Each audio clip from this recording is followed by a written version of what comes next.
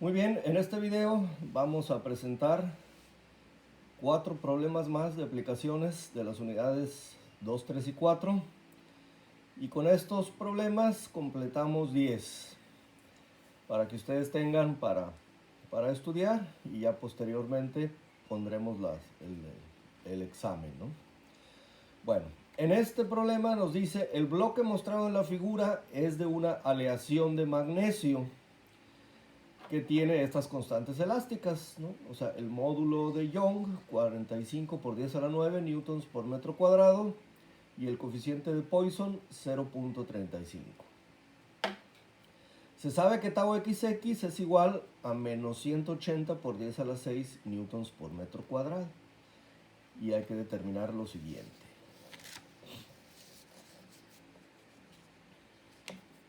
Aquí está el bloque, ¿sí?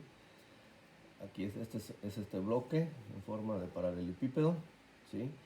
Tiene por dimensiones, las acotaciones están en milímetros, o sea, es 100 de base por 40 de altura y 25 de ancho. El eje Y, pues como siempre, es hacia arriba, el eje X sería este y el eje Z es el que está aquí tapado por mi mano, ¿no?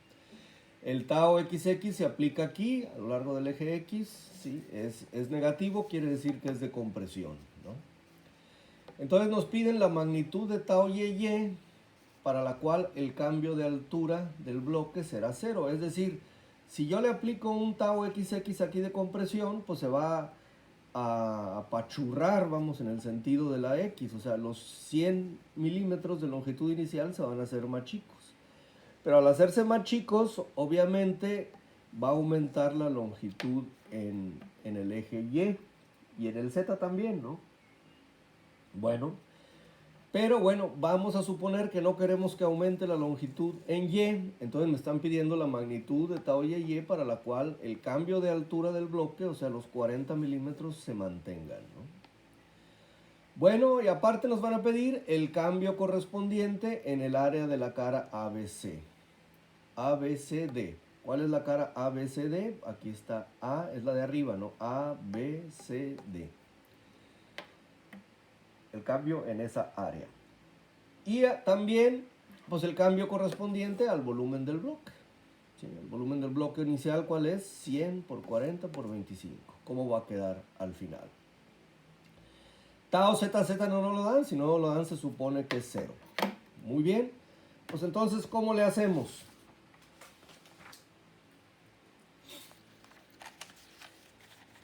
Bueno, de acuerdo con el enunciado del problema, tau XX es menos 180 por 10 a la 6 newtons por metro cuadrado. El signo negativo, ¿qué significa?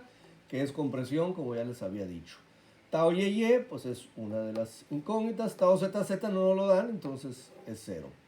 Entonces, planteamos la ley de Hooke generalizada. Aquí está. Son las ecuaciones que ya tienen ahí ustedes en la unidad 4. Sustituimos el dato de tau ZZ igual a 0, ¿sí? Eliminamos el tau ZZ en todas las ecuaciones y me queda así. Aquí nada más me quedaría menos nu por tau YY, ¿sí? Aquí menos nu por tau XX, tau ZZ se fue. Y aquí esto se eliminó, me queda menos nu por esto más esto. Estas serían las ecuaciones 1, 2, 3. Ahora, además, ¿qué pasa aquí en la ley de Hooke generalizada? Nos dicen, el enunciado, que el cambio en la altura del bloque debe ser 0. Si el cambio en la altura del bloque es 0, quiere decir que los 40 milímetros se mantienen, entonces implican que no hay deformación en el eje Y, o sea, epsilon YY vale 0. Esto también eliminamos aquí epsilon YY, ¿sí? Entonces, ¿cómo me quedarían las ecuaciones? Esta que ya la señalé aquí como 1, 2 y 3. ¿Sí? Aquí están. Esto es igual a epsilon XX, epsilon YY y epsilon ZZ. ¿Cómo me quedarían? Pues igual, con la única diferencia que, como les decía, el epsilon YY vale 0. Y ahora sí, estas son las ecuaciones 1, 2 y 3. Con estas ecuaciones vamos a resolver lo que nos pregunta el problema, ¿no? Entonces, simplemente antes de iniciar, pues observamos el sistema y concluimos lo siguiente. Con la ecuación 2, obtenemos tau y, porque acuérdense que nos preguntan tau y, ¿sí? ¿Dónde lo obtenemos? Pues con la ecuación 2, porque aquí vemos que las constantes elásticas en las tres ecuaciones se conocen. ¿Cuáles son las constantes elásticas? E y mu, ¿sí? Muy bien. Entonces en la ecuación 2, ¿cuál es la única incógnita? Tau xx se sabe, entonces tau y. Entonces con la ecuación 2 obtenemos tau y ya tendríamos resuelto el inciso A. Luego con las ecuaciones 1 y 3, pues obtenemos las épsilon, las deformaciones en x y en z, ya con tau y. ¿Sí? Y con las deformaciones xx y zz, bueno, con epsilon xx obtenemos el cambio de la longitud AB, o sea, de la longitud en x. Y con epsilon zz obtenemos el cambio en la longitud AD, o sea, en el ancho, en los 25 milímetros y aquí en los 100, ¿sí? Porque los 40 permanecen. Con los resultados obtenidos aquí en 3 y 4, y dado que la longitud CGD, o sea, la altura no cambia, los 40 milímetros, podemos obtener el cambio de volumen del bloque y ahí ya tenemos el inciso C. Y con los resultados también obtenidos en 3 y 4, obtendremos el cambio de área en la cara ABCD, inciso B. El paso 5 o el 6 se puede hacer así como lo indiqué, primero el 5 y luego el 6, o se puede hacer primero el 6 y luego el 5, ya como cada quien quiera. Muy bien, este sería el procedimiento. Una vez visto el procedimiento, analizado qué vamos a hacer, pues ya nos dedicamos a hacerlo. Ya ahora sí viene como dicen por ahí, la talacha. Bueno, de la ecuación 2 calculamos tau y.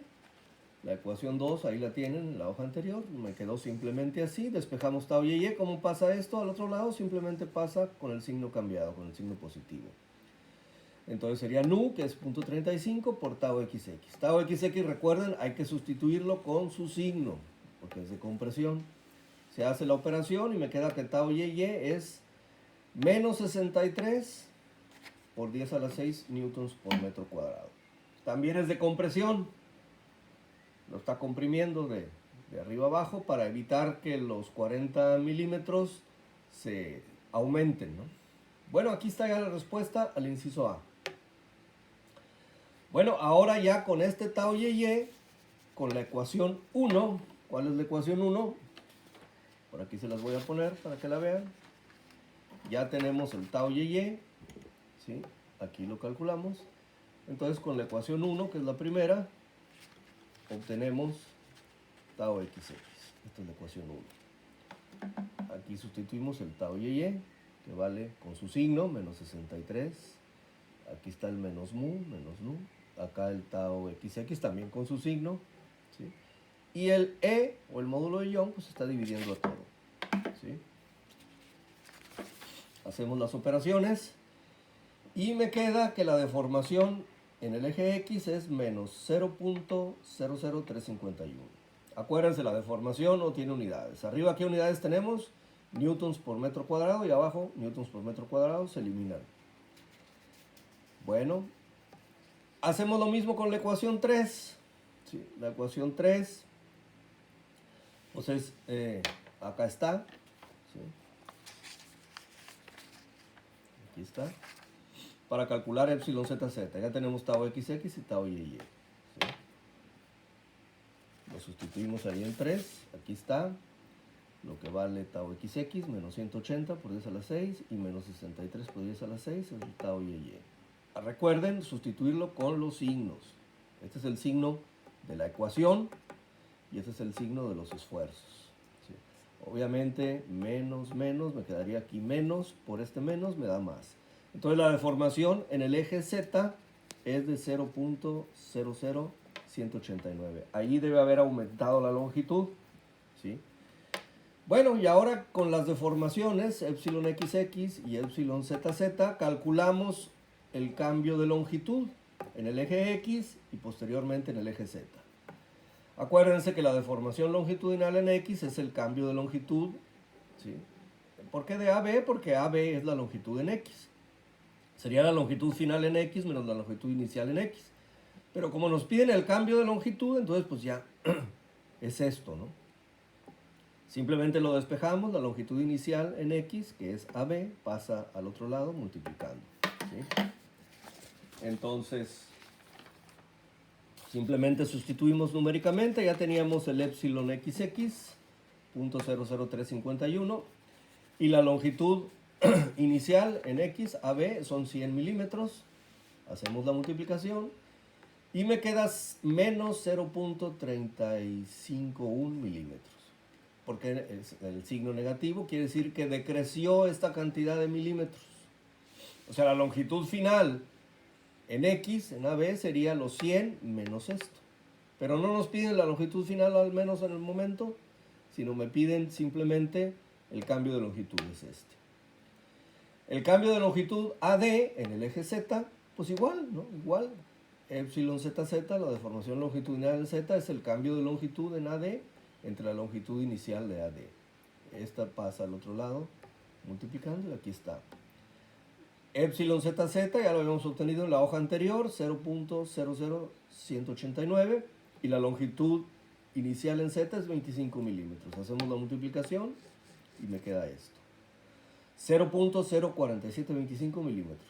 Es positivo, quiere decir que aumentó esta cantidad. O sea, la longitud final en Z sería 25 más esto. ¿Sí? Pero ahorita no nos piden la longitud inicial, sino el aumento. Bueno. Entonces, ¿cuál será el cambio en el área ABCD? Recuerden que el área ABCD es el área de arriba. Bueno, el cambio de área, al igual que el cambio de longitud, sería igual al área final menos el área inicial.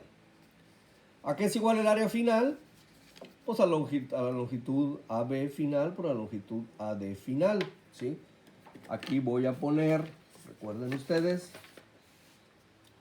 cuál es el área ABCD, ¿sí?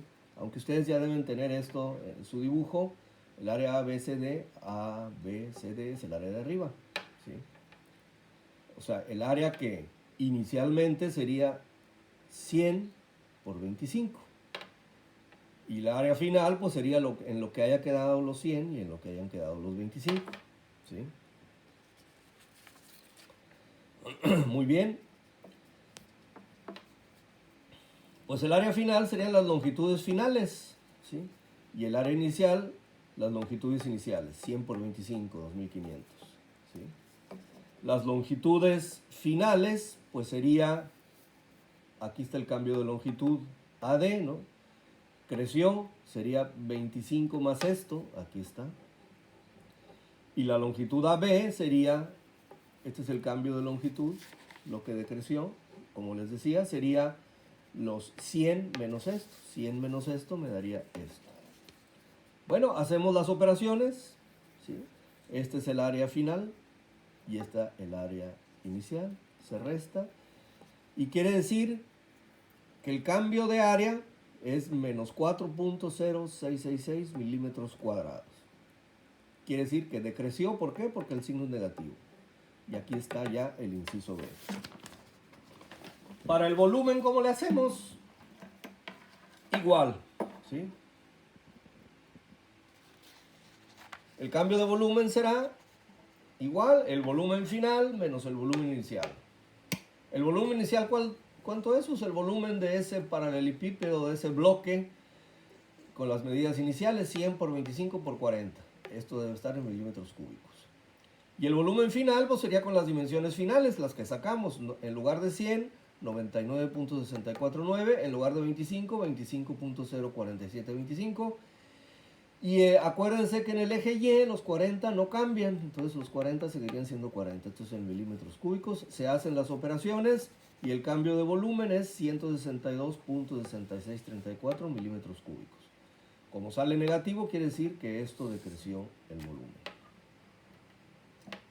Muy bien, pues cópienlo, analícenlo, vean el video las veces que sea necesario y las dudas pues las vemos en la reunión de Classroom correspondiente. Vamos a hacer otro problema. Dice un apoyo elastomérico, ahorita vemos qué es esto, con este G Acuérdense que G es el módulo de elasticidad en corte, ¿sí? O módulo elástico distorsional. No sabemos de qué material sea este elastomérico, ¿no? Es un amortiguador, un material que amortigua, ahorita le explicamos. Pero tiene esta constante elástica, ¿sí? ¿Para qué se emplea este apoyo? Pues para soportar una viga de un puente, como se muestra en la figura. Aquí está la viga de una estructura, en este caso un puente, y este es el apoyo. ¿Para qué sirve este apoyo? Bueno, para que en el caso de algún temblor, algún sismo o alguna fuerza que pase sobre el puente, ¿no? Un camión de esos de doble remolque, etcétera, ¿sí? El puente, para disipar la energía, tiene que vibrar, ¿sí? Si se construye el puente demasiado rígido y no se le permite que vibre, pues entonces, como dice el dicho, ¿no? Primero me rompo antes de que me pandee, ¿no? Entonces es necesario que vibre para que disipe energía y no falle la estructura, ¿no? Bueno, como se muestra en la figura, a fin de suministrar flexibilidad durante terremotos. Entonces, por cuestiones de seguridad, la viga no debe desplazarse más de 3/8 de pulgada al aplicar una carga lateral de 5.000 libras. O sea, si en esta viga actúa una carga lateral, sobre todo debido a un sismo de 5.000 libras, no se puede desplazar más de 3/8 de pulgada, ¿sí? Si se sabe que el esfuerzo cortante máximo permitido es de 60 libras por pulgada cuadrada, pues entonces hay que determinar la dimensión B mínima permisible. Este esfuerzo cortante máximo, ¿de quién es? Del bloque este de abajo, del bloque elastomérico, ¿sí? Elastométrico, perdón. Bueno, entonces si este no soporta más que este esfuerzo cortante, entonces hay que ver qué dimensión sería la mínima permisible. El bloque elastométrico, ¿qué dimensiones tiene? 8 pulgadas, lo mismo de ancho, lo mismo que la viga.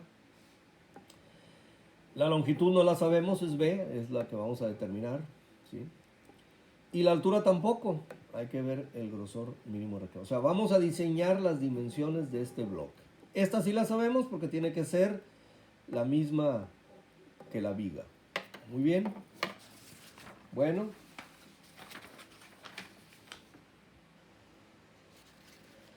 Pues aquí está. Se supone que la fuerza de 5.000 libras es una fuerza que se aplica lateralmente en la viga. ¿Por qué lateralmente? Porque es consecuencia de un sismo. El movimiento del sismo, vamos a suponer que sea oscilatorio, ¿no? Entonces la fuerza es paralela a la placa. Esta fuerza provoca en la placa un esfuerzo cortante. El esfuerzo cortante máximo que aguanta esta placa elastométrica, pues ya lo tenemos, ¿no? Es 60 libras por pulgada cuadrada. Bueno, como queremos determinar B, pues tenemos que ver el área, ¿sí? Entonces simplemente despejamos, ¿sí? Bueno, el esfuerzo cortante máximo que vale 60 sería la fuerza que vale 5.000, acá está, entre el área. El área no la sé, pero sé la forma, sé que es rectangular, sería 8 pulgadas por B. Bueno, de aquí despejamos la dimensión B, ¿sí? Entonces simplemente esta B pasa acá multiplicando y el esfuerzo cortante máximo pasa dividiendo, ¿sí? Simplemente pasó multiplicando B y el esfuerzo dividiendo, aquí está. Sustituimos el valor del esfuerzo, ¿sí? Checamos las unidades, ¿no? Aquí obviamente la libra se va con la libra, la pulgada cuadrada pasa hacia arriba, pulgada cuadrada entre pulgadas, pulgada. Se hacen las operaciones y me queda 10.42 pulgadas. Entonces el bloque elastométrico, la longitud del bloque debe ser de 10.42 pulgadas. Mínima, ¿no? Eso o más. Bueno, ahora vamos a calcular el grosor. Ya calculamos la longitud, ahora el grosor o la altura. Para eso checamos la deformación angular en ese bloque, de acuerdo con la fórmula del esfuerzo cortante o la ley de Hooke generalizada para esfuerzos cortantes, ¿sí? Bueno, simplemente, ¿qué necesitamos? La deformación angular. Despejamos de la ecuación anterior. Aquí está la ecuación. La deformación angular. Simplemente G pasa dividiendo al otro lado. ¿Sí? El esfuerzo cortante ya lo tenemos, es 60 libras por pulgada cuadrada. Y G también, 130 libras por pulgada cuadrada. Me sale esta deformación angular. Acuérdense que la deformación angular está dada en radianes. ¿Sí? Entonces transformamos a grados, ¿sí? Para tener una idea de cuánto es bastante. ¿Cómo se transforma de grados a radianes? Ya sabemos, ya que es muy facilito, ¿no? Nomás recuérdense que una circunferencia, un círculo, ¿cuántos grados tiene? Una vuelta completa, 360 grados. ¿A cuántos radianes equivalen los 360 grados? A 2 pi radianes, o sea, 6.2832. Entonces, si ustedes quieren convertir radianes a grados, pues nomás es una regla de 3. Aquí en este caso será 0.4615 radianes. ¿A cuántos grados será? ¿Sí? Entonces, simplemente esto, 0.4615, lo multiplican por 360 y se divide entre 2 pi. Equivale a estos grados. Entonces, si sabemos que arriba la viga, lo máximo que se puede desplazar es 3/8 de pulgada, y ya sabemos que el ángulo es 26.44 grados, que es la deformación angular, pues entonces con la tangente buscamos una función trigonométrica que relacione este cateto con este, y el ángulo pues es la tangente, ¿no? Esta tangente sería el cateto opuesto, que serían los 3/8 de pulgada, entre cateto adyacente, que sería la h. Se despeja la h, pasa acá multiplicando y la tangente pasa dividiendo. Hacemos la operación y me queda que la altura sería 0.754 pulgadas. Esa sería la altura que debe tener nuestro bloque elastomérico. Muy bien. Pasamos a otro problema. Una línea con pendiente 4 es a 10. Siempre que les pongan una pendiente 4 es a 10, primero se pone la parte vertical y luego la horizontal. Se marca sobre una placa de latón amarillo rodado en frío. ¿Sí? Esto es el dato del material, ¿no? Aquí está la placa. Es una placa de latón amarillo que tiene una longitud de 200 milímetros, una altura de 150 milímetros y un ancho de 6 milímetros. Aquí se trazó una línea con una pendiente 4 a 10, o sea, 4 verticales por 10 horizontales. ¿Sí? Las características del latón amarillo, pues bueno, aquí nos dan ya los datos. El módulo de Young, o sea, E vale 105 gigapascales. Acuérdense que giga equivale a 10 a la 9. Y el coeficiente de Poisson, 0.34. Obviamente, bueno, determine la pendiente de la línea cuando la placa se somete a una carga axial céntrica de 200 kilonewtons. Kilo es 10 a la 3. Como se muestra en la figura, o sea, se le va a aplicar un esfuerzo aquí a lo largo del eje X. Suponemos que este es el eje X, el Y pues es la vertical y el Z es el que sale para acá.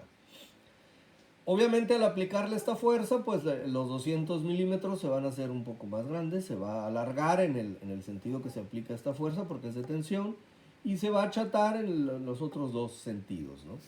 Pero no nos preguntan ni el alargamiento nos preguntan: determine la pendiente de la línea cuando la placa se somete a una carga axial céntrica. La pendiente antes de la fuerza, pues la pendiente, acuérdense que es la tangente de teta, ¿sí?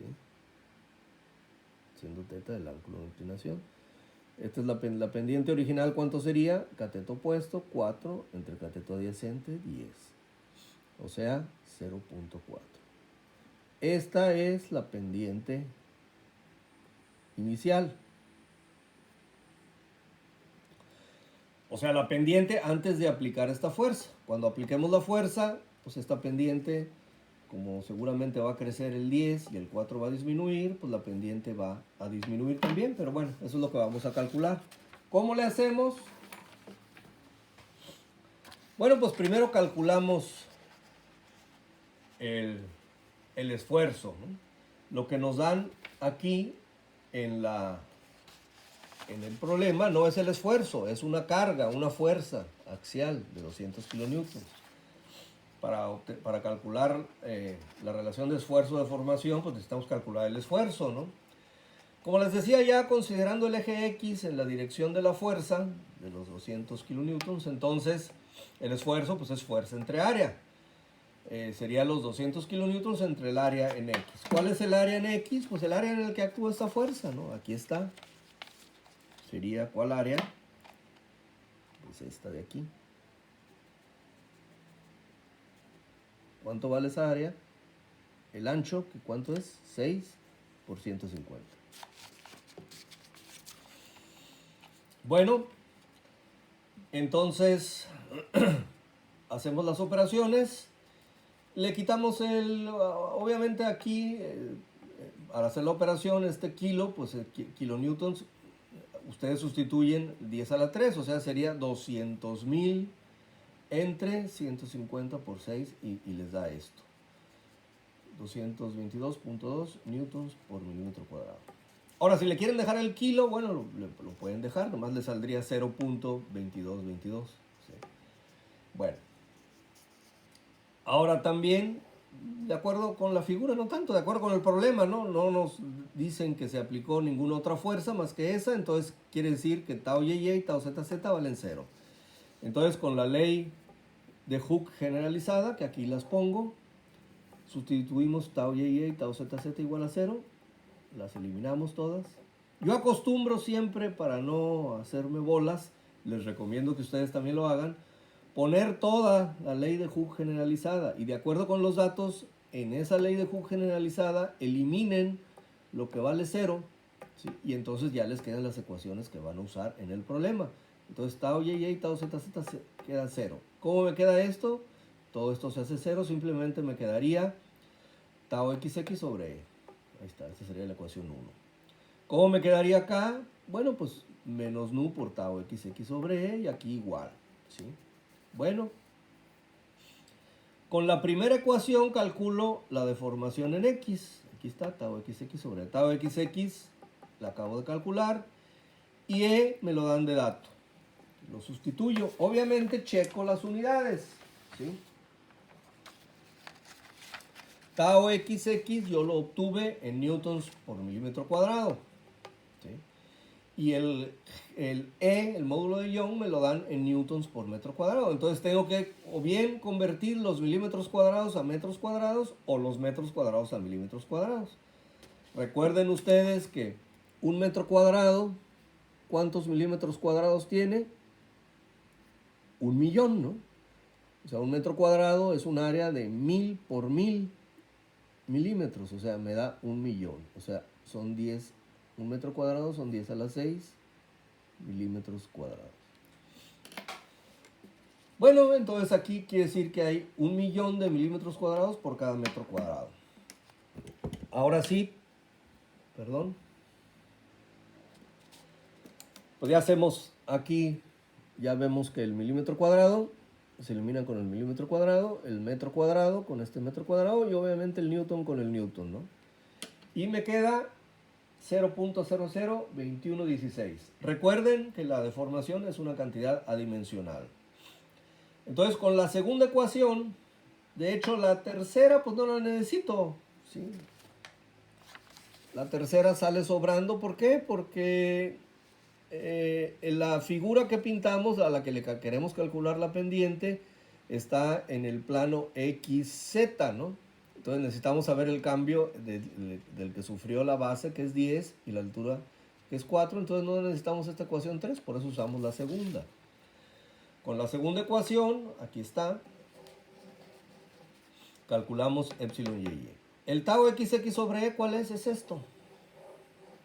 O sea, es el 0.02116. Aquí está. Eso nada más lo multiplicamos por nu, el módulo, el coeficiente de Poisson. Y obviamente no se les olvide el signo. Aquí está. Entonces la deformación en el eje Y, epsilon YY, es esto. Menos 0.007194. Quiere decir que decrece, ¿sí? ya teniendo el cambio de longitud, no, perdón, la deformación en X y en Y, pues entonces la pendiente de la línea, ¿a qué será igual? Pues la pendiente ya, como les dije, es la tangente, ¿no? La tangente de teta. Sería el cateto opuesto entre el cateto de adyacente. La longitud final en Y y entre la longitud final en X. A esta ecuación le ponemos 1. Con las deformaciones ya obtenidas acá, epsilon XX y epsilon YY, calculamos las longitudes finales. Acuérdense que epsilon XX, la definición de deformación longitudinal, es la longitud final en X menos la longitud inicial entre la longitud inicial. ¿Qué tenemos que despejar? La longitud final. Esta longitud inicial en X pasa al otro lado como multiplicando. Aquí está. Y me quedaría simplemente menos la longitud inicial en X, ¿cómo pasa al otro lado? Sumando. Entonces me queda esto. Saco como factor común la longitud inicial en X, me queda epsilon XX más 1.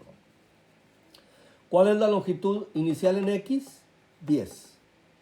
No dicen 10 qué, ¿verdad? Porque en la figura pusieron 10. Pueden ser milímetros, lo que sea, ¿no?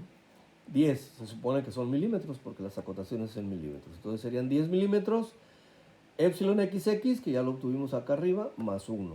¿Por qué más 1? Porque así salió el despeje, ¿no? Entonces la longitud final en X, lo que era lógico, creció. Entonces la longitud final ya no serán 10, será 10.02116 milímetros.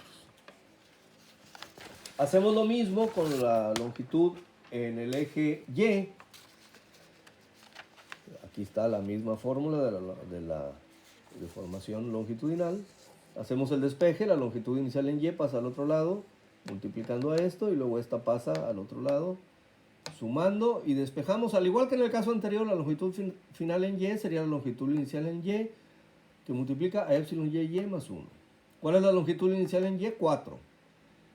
Epsilon YY, como decreció, es, ya lo obtuvimos, menos 0.007194 más 1. Hacemos la cuenta y la longitud final en Y, en lugar de ser 4 como la inicial, ahí decreció, es 3.9971. Sustituimos en la ecuación 1 y obtenemos la pendiente, ¿no? En lugar de 4 y 10 sería 3.9971 entre 10.02116 y me sale esto. ¿Sí?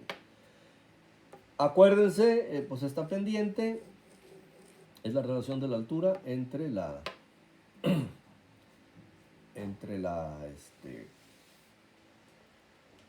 la horizontal, o sea, la longitud vertical entre la longitud horizontal. ¿Sí? La pendiente disminuyó un poco. Muy bien. Pasamos a ver un último problema que dice así: una esfera sólida de acero de 6 pulgadas de diámetro se introduce en el océano hasta un punto donde la presión es de 7.1 por 10 a la 3 libras por pulgada cuadrada. Esto sucede alrededor de 3 millas bajo la superficie, más o menos la profundidad a la que está sumergido el Titanic, ¿no? Un poquito más, creo. Porque el Titanic está a 4 kilómetros y tanto, entonces más o menos, habría que investigar, pero más o menos por ahí anda. Bueno, estos son los datos para el material de la esfera, el acero, ¿no? El módulo de Young, 29 por 10 a la 6 libras por pulgada cuadrada, y el coeficiente de Poisson, 0.3. Entonces, hay que determinar la disminución del diámetro de la esfera. Al sujetarla a una presión, pues obviamente la esfera tiende a hacerse más chica, ¿no? Disminuye el diámetro. Y la disminución del volumen de la esfera. O sea, esta esfera, aquí está nuestro sistema de eje, aquí está la esfera. Obviamente el tau XX, el tau YY y el tau ZZ, todos son iguales, ¿no? Igual a menos P. ¿Por qué menos? Porque todos los esfuerzos, o sea, son de compresión, ¿sí? Y son iguales, ¿sí? Bueno, aquí ya expresamos esto matemáticamente. Tau XX igual a tau YY igual a tau ZZ igual a menos 7.1 por 10 a la 3 libras por pulgada cuadrada. Esto es igual a menos P. Entonces, de la ley de Hooke generalizada, no puse las tres ecuaciones porque aquí en este caso van a ser iguales, ¿sí? nomás pongo una, la primera, la de x, por ejemplo, epsilon xx es 1 sobre e, que multiplica a tau xx menos nu por la suma de tau y más tau zz. En lugar de los tau xx, tau y tau zz, pongo lo que valen, que es menos p. Aquí en lugar de tau xx pongo menos p y aquí igual. Y hago las operaciones matemáticas, ¿no? Aquí dejo el menos p. Aquí menos p sería ¿qué? Menos 2p, ¿no? Esto es menos 2p. Y menos 2p por menos nu, menos por menos da más, da 2 mu p. Sacamos como factor común el p, ¿sí? Me queda 2 nu y aquí me quedaría menos 1. Sería obviamente igual, ¿verdad? Para epsilon y epsilon zz, por eso dijo no hay que ponerlos. Entonces sustituimos para calcular epsilon xx, sustituimos el valor de p, o sea, menos p vale menos 7.1. P, obviamente, multiplicamos por menos 1 aquí y aquí. P vale 7.1 por 10 a la 3. Este es el módulo de Young. Las unidades son las mismas, no hay problema, entonces se eliminan. Aquí sería 2 por 0.3, el coeficiente de Poisson, menos 1. Hacemos las operaciones y me queda que la deformación en el eje X es menos 0.0009793. Obviamente es igual en los otros ejes, ¿sí? ¿Sí? Aquí como dice aquí, igual, ¿sí? Las longitudes, esta deformación, la longitud final y la longitud inicial, ¿cuáles serían? Bueno, la longitud inicial, ¿qué sería? Pues el diámetro inicial, ¿no? De la esfera. Y la longitud final, el diámetro final de la esfera. Despejamos, nos piden el cambio. Bueno, nos piden la disminución del diámetro, entonces nada más nos piden esta diferencia. Simplemente esta longitud inicial pasa al otro lado multiplicando. La deformación ya está aquí. Y la longitud inicial, ¿cuál es? Pues el diámetro de la esfera, el diámetro inicial, que son 6 pulgadas. Y esto me da menos 0.005876 pulgadas. Quiere decir que el diámetro disminuyó esto. ¿Sí? O sea, el diámetro final, ¿cuánto será? 6 menos esto. Pero no nos piden el diámetro final, ¿no? En el otro inciso nos piden el cambio de volumen. ¿Cuál será el cambio de volumen? Pues igual, el volumen final de la esfera menos el volumen inicial de la esfera. Esta es la ecuación 1. Si no se saben de memoria la ecuación que les da el volumen de una esfera, bueno, investiguen. El volumen de una esfera es pi por el diámetro de la esfera al cubo sobre 6. Entonces el volumen final de la esfera será pi sobre 6 por el diámetro final de la esfera al cubo, y el volumen inicial de la esfera pi sobre 6 por el diámetro inicial de la esfera al cubo. Sacamos como factor común el pi sobre 6, me queda la diferencia de los diámetros al cubo. ¿Sí? Bueno, y aquí el diámetro final de la esfera les decía que ¿cuánto sería? Pues si el cambio de diámetros es esto que ya habíamos obtenido, el diámetro final, ¿a qué será? Aquí lo despejo. Este diámetro inicial pasa al otro lado sumando. Entonces sería esto más 6. Este sería el diámetro final de la esfera. Disminuyó. ¿Sí? Sustituimos este diámetro final de la esfera aquí. Y el diámetro inicial ya lo tenemos. ¿Sí? Hacemos las operaciones con cuidado. Y me queda que el cambio de volumen de la esfera, o sea, al ser negativo quiere decir que disminuyó, es de 0.03392 pulgadas cúbicas. Muy bien, pues con esto completamos con los dos videos anteriores un set de 10 problemas. Ya tienen ahí para entretenerse. Estudienlos con calma, véanlos las veces que sea necesario, porque las dudas así se van disipando. Escríbanlos, no nomás los vean, vayan escribiendo, ¿sí?